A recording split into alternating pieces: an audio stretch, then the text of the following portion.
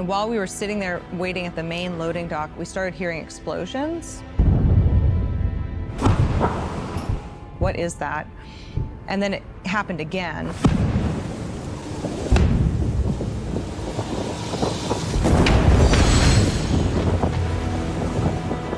It was the fuel tanks in the boats. They were exploding like bombs. This is no longer a wait and see. We had to leave. Fleetwoods is on fire. Front Street is on fire.